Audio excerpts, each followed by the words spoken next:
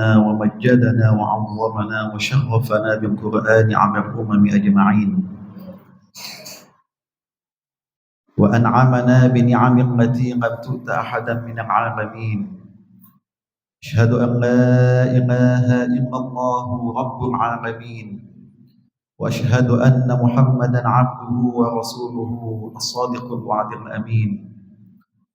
اللهم صل على سيدنا محمد سيد المرسلين وخاتم النبيين، وعلى آله الطيبين الطاهرين وأصحابه الميامين المنتجبين ومن تبعهم بإحسان إلى يوم الدين.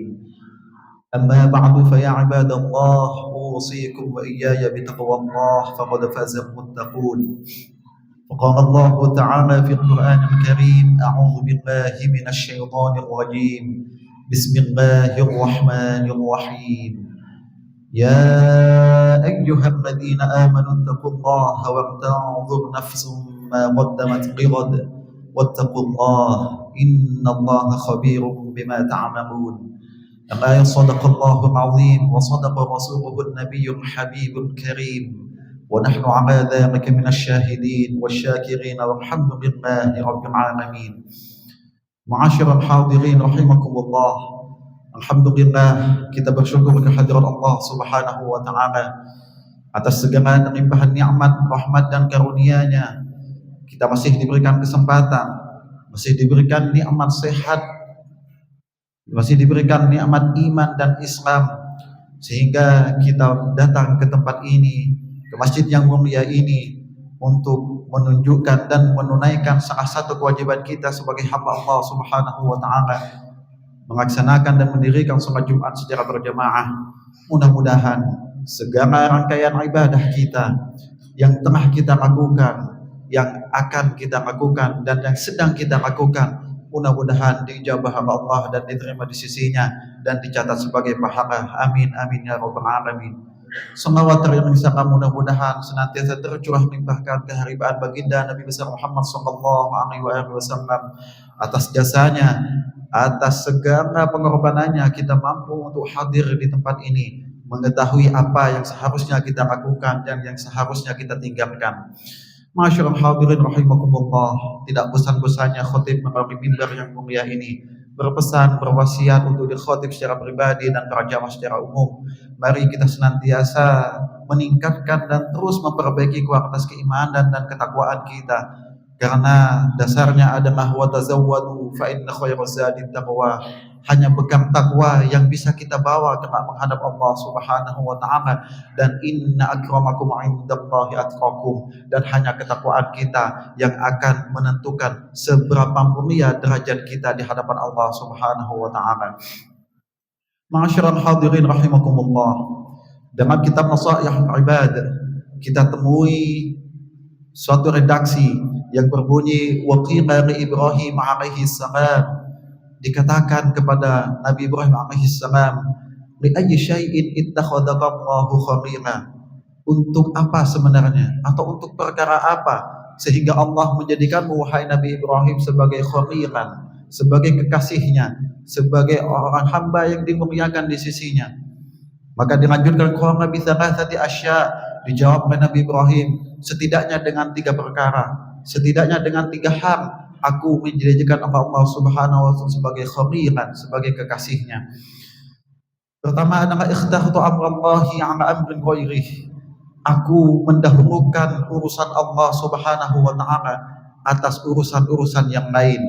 Yang kedua adalah wa mahtamamtu bima takfurullahu li, dan aku tidak khawatir akan apa yang telah menjadi ketetapan Allah Subhanahu wa taala bagiku. Dan yang ketiga adalah wa ma ta'asyaitu wa ma taghaidaitu illa ma'dhaif, aku tidak akan dan tidak pernah makan malam, bahkan makan siang, kecuali bersama tamu-tamuku. Ma'asyiral hadirin rahimakumullah, dari redaksi tadi kita bisa mempelajari 3 hal setidaknya dari Nabi Ibrahim alaihi salam. Nabi Ibrahim alaihi salam adalah seorang nabi yang memiliki gelar Khalilullah, kekasih Allah Subhanahu wa taala. Gelar ini tidak hanya sebuah gelar yang didapatkan dengan mudah, Gelar ini adalah gelar yang sangat prestisius, gelar yang didapatkan oleh Nabi Ibrahim dengan jerih payah, dengan kesabaran, dengan ketaatan, dan yang penghambaan yang sangat maksimal kepada Allah Subhanahu wa taala. Maka bisa kita pastikan bahwa gelar ini tidaklah mudah didapatkan, sehingga gelar ini mendapatkan derajat yang sangat tinggi di sisi Allah Subhanahu wa taala. Bahkan Allah firmankan dalam Al-Qur'an bahwa Nabi Ibrahim adalah kekasihnya, adalah disebut juga Khalil. Masyaallah hadirin rahimakumullah. 3 pengajaran yang bisa kita ambil daripada Nabi Ibrahim tadi adalah yang pertama, senantiasa menerima ketetapan Allah Subhanahu wa taala. Al-Hafidz Abu Nuaim pernah meriwayatkan dari Abu Hurairah radhiyallahu anhu bahwa Rasulullah SAW bersabda, "Man kana yu'minu billahi wal yawmil akhir." Bahwa ketika orang yang beriman, merasa beriman kepada Allah Subhanahu wa taala, dia harus menerima apa-apa yang sudah menjadi ketetapan Allah Subhanahu wa taala baginya. Bahkan suatu ketika Rasulullah didatangi oleh orang-orang musyrik. Mereka menyatakan kepada Rasul, "Ya Rasul, bagaimana engkau menanggapi dan menyikapi takdir dan ketetapan Allah Subhanahu wa taala?" Lalu Allah Subhanahu wa taala menurunkan firman-Nya, "Innal mujrimina fi dhaqaqin wa su'ur, yauma yushabuna fin nari 'ala wujuhihim dzuqu massa saqar, inna kulla syai'in khalaqnahu biqadar." Wahai Rasulullah SAW, wahai Muhammad, kata Allah Subhanahu wa taala, sungguh orang-orang yang musyrik tadi itu adalah orang-orang yang tersesat, dan mereka akan aku timpakan nikmat yang tidak ada di dunia, yaitu berupa siksa di neraka sakor kelak. Dan engkau harus ketahui, kata Allah Subhanahu wa taala, "Inna kulla syai'in khalaqnahu biqadar."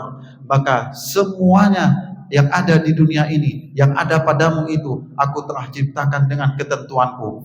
Masyaallah hadirin rahimakumullah. Salah satu prinsip yang harus kita sadari sebagai seorang muslim adalah bahwa kita meyakini segala sesuatu baik buruknya itu adalah datang dari Allah Subhanahu wa taala. Dalam satu potongan hadis kita pernah dan sering mendengarnya, wa bil qadri khairihi wa syarrihi, yaitu dengan qadar Allah, dengan ketetapan Allah, kita harus meyakini baik buruknya. Masyaallah hadirin rahimakumullah. Maka hadis tadi memberikan kita isyarat bahwa segala sesuatunya telah Allah gariskan, bahwa segala sesuatunya telah Allah tetapkan. Maka tidak heran ketika kita membaca Al-Quran, kita membaca suatu ayat yang berbunyi, "Ma asaba min musibatin illa biiznillah." Tidaklah sesuatu itu terjadi di muka bumi ini kecuali hanya atas seizin Allah Subhanahu wa taala. Itu artinya bahwa setiap tindak tanduk kita sudah atas sepengetahuan Allah, atas seizin dan sekehendak Allah. Lalu pertanyaannya adalah, bagaimana kemudian jika kita dapati ada saudara-saudara kita, ada orang-orang di luar sana atau di sekitar kita mungkin mereka yang berbuat maksiat, mereka yang berbuat dosa dan berlaku hina dina, apakah itu juga seizin Allah Subhanahu wa taala? Tentu semua buruk dan baiknya perbuatan kita sudah seizin Allah Subhanahu wa taala. Namun ma'asyiral hadirin rahimakumullah, yang harus kita garisi adalah bagaimana ketika Allah meridhoi itu atau tidak. Apakah Allah mencintai itu atau tidak? Apakah Allah menyukai itu atau tidak? Cinta dan izin itu adalah sesuatu hal yang berbeda. Maka kita simak, ada suatu pertanyaan yang dilontarkan oleh Imam Abu Hanifah mengenai hal ini. Redaksinya adalah sebagai berikut: wa ta'atu kulluha ma kanat wajibatan bi amrillahi ta'ala wa mahabbatihi wa ridaihi wa ilmihi wa masyiatihi wa qada'ihi wa taqdirihi, wal ma'asi kulluha bi ilmihi wa qada'ihi wa taqdirihi wa masyiatihi, lakin ma bi mahabbatihi wa ma bi ridaihi wa ma bi amrihi. Sangat jelas Imam Abu Hanifah menggambarkan bagi kita bagaimana ketika kemaksiatan itu memang atas seizin Allah Subhanahu wa taala, akan tetapi kata Abu Hanifah, wa makin ma bi mahabbatihi, itu tidak atas dasar kecintaan Allah Subhanahu wa taala kepadanya, wa ma bi ridaihi, juga tidak atas ridha Allah Subhanahu wa taala, wa ma bi amrihi, juga tidak atas dasar perintah Allah. Jadi sangat jelas bahwa ketika seorang hamba melakukan kemaksiatan, dia mampu melakukan itu memang atas dasar kehendak Allah, tapi bukan tidak atas dasar perintah Allah, tidak atas dasar kecintaan Allah. Berbeda dengan amal ibadah, perbuatan baik, amal soleh yang kita lakukan itu atas dasar kehendak Allah, atas dasar sepengetahuan Allah, atas dasar perintah Allah, atas dasar kecintaan Allah, dan atas dasar ridha Allah Subhanahu wa taala kepada kita. Maka dengan menerima segala ketetapan Allah tadi yang kita sebutkan dengan khairihi wa syarrihi, maka secara tidak langsung kita senantiasa diketahui sebagai seorang hamba yang senantiasa mengutamakan setiap perkara Allah daripada perkara-perkara yang lain di dunia ini. Maka secara tidak langsung kita juga sudah mencontoh ajaran yang dicontohkan oleh Nabi Ibrahim, yaitu wa mahtamamtu bima takfurullahu li, aku tidak khawatir atas segala ketetapan yang Allah takdirkan untukku. Dan mudah-mudahan dengan meniru contoh yang dicontohkan oleh Nabi Ibrahim tadi, kita juga bisa mendapatkan gelar Khalilullah, yaitu kekasih Allah Subhanahu wa taala. Ma'asyiral hadirin rahimakumullah. Contoh yang ketiga yang dicontohkan oleh Nabi Ibrahim alaihi salam berdasarkan redaksi dari Nasaihul Ibad tadi adalah memuliakan tamu. Memuliakan tamu adalah ma'asyiral hadirin salah satu karakteristik penting dalam ajaran masyarakat Islam yang terbuka adalah memuliakan tamu. Memuliakan tamu adalah merupakan cermin penghargaan Islam terhadap individual kita sebagai manusia dan sosial kita sebagai kelompok masyarakat. Maka ketika kita melihat banyak ayat yang dicontohkan oleh Allah Subhanahu wa taala terkait kisah Nabi Ibrahim dalam Al-Qur'an, ada satu kisah dicontohkan oleh Allah, wa laqad ja'at rusuluna Ibrahim bil busyra qalu salama wa masalamun fama labitha an ja'a bi'ajlin hanim. Suatu ketika para malaikat Allah diutus oleh Allah Subhanahu wa taala untuk mengadab kaum Nabi Hud, seketika mereka mampir dan bertamu kepada Nabi Ibrahim alaihi salam. Ketika mereka berucap salam, assalamualaikum ya Nabi Allah, Nabi Ibrahim menjawab qalu salama. Nabi Ibrahim menjawab waalaikumsalam warahmatullahi wabarakatuh. Nabi Ibrahim kedatangan dua orang tamu yang tidak dia kenal sebelumnya, yang tidak lain dan tidak bukan adalah sosok malaikat yang menjelma jadi manusia yang tidak dikenal oleh Nabi Ibrahim. Tapi dengan hangat Nabi Ibrahim tetap menyambut mereka. Faja'a bi'ajlin hanid, fama labisa an ja'a bi'ajlin hanid. Tidak lama kemudian Nabi Ibrahim langsung beranjak dan mensuguhkan bi'ajlin hanid. Dalam tafsirnya disebutkan sebagai anak daripada sapi kecil yang sangat gemuk. Itu juga ditafsirkan dalam ayat lain, faragha ila ahlihi faja'a bi'ajlin samin. Bahkan Nabi Ibrahim alaihissalam memerintahkan kepada keluarganya untuk menghidangkan anak sapi yang sangat gemuk. Itu adalah tanda kemuliaan, tanda penghormatan Nabi Ibrahim kepada tamunya. Maka ma'asyiral hadirin rahimakumullah, ketika kita ingin menyandang gelar sebagai Khalilullah, maka kita patut untuk mencontoh beberapa contoh yang sudah diberikan oleh Nabi Ibrahim. Salah satunya adalah memuliakan tamu. Maka ketika tamu datang ke rumah kita, kita harus menyambutnya. Kita harus memberikan hidangan-hidangan yang patut dan pantas baginya. Tentunya itu juga atas dasar kemampuan kita sebagai seorang penerima tamu. Masyaallah hadirin rahimakumullah. Maka melalui yang mimbar mulia ini, hamba sebagai seorang khatib mengajak kepada kita semua, mari kita mencontoh Nabi Ibrahim sebagai Nabi yang menyandang gelar Khalilullah. Pertama adalah dengan terus mengutamakan kepentingan Allah, urusan Allah atas kepentingan kita pribadi dan keluarga serta makhluk di sekitarnya. Yang kedua adalah kita tidak perlu khawatir atas segala ketetapan, ketentuan dan takdir yang telah Allah tetapkan bagi kita. Yang harus kita lakukan adalah mengambil hikmah, mengambil ibrah, pengajaran dari apa atas yang telah Allah tetapkan bagi kita. Segala ketetapan Allah itu adalah yang terbaik bagi kita. Kita yakini itu. Dan yang ketiga adalah kita senantiasa untuk mencontoh Nabi Ibrahim dalam hal pelayanan dan dalam hal penghormatan dan menjamuan tamu. Ketika tamu datang kepada kita, selayaknya kita menyambutnya dengan hangat, selayaknya kita menghidangkan hidangan yang layak dan pantas baginya, tentunya atas dasar kemampuan dan kebiasaan kita untuk menjamu dan melayani tamu-tamu kita yang datang kepada kita.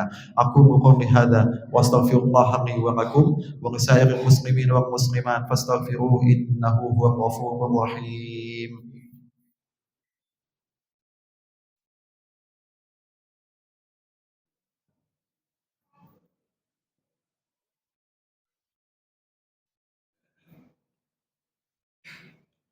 الحمد لله نحمده ونستعينه ونستغفره ونعوذ بالله من شرور أنفسنا وسيئات أعمالنا. من يهد الله فلا مضل له ومن يضلله فلا هادي له. أشهد أن لا إله إلا الله وأشهد أن محمدا رسول الله. إن الله أمركم بأمر بدأ فيه بنفسه وثنى بملائكة المسبحة بقدسه وقام تعالى ولم يزل قائما عظيما.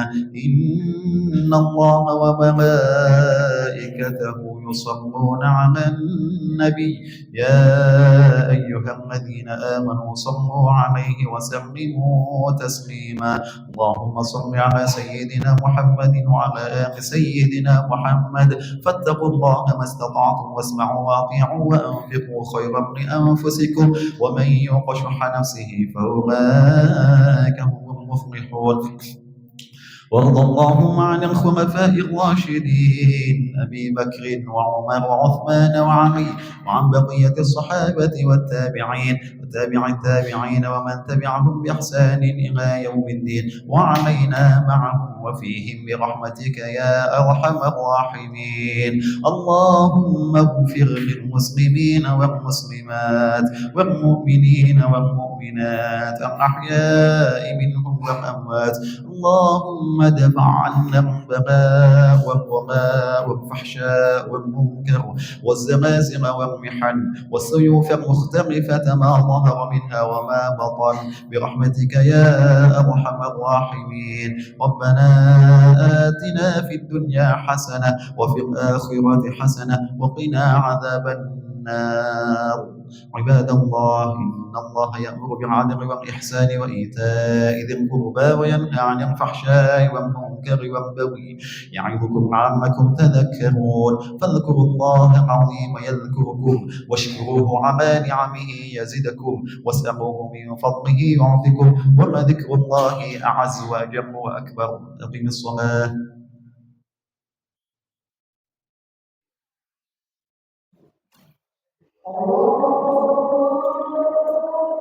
أشهد أن لا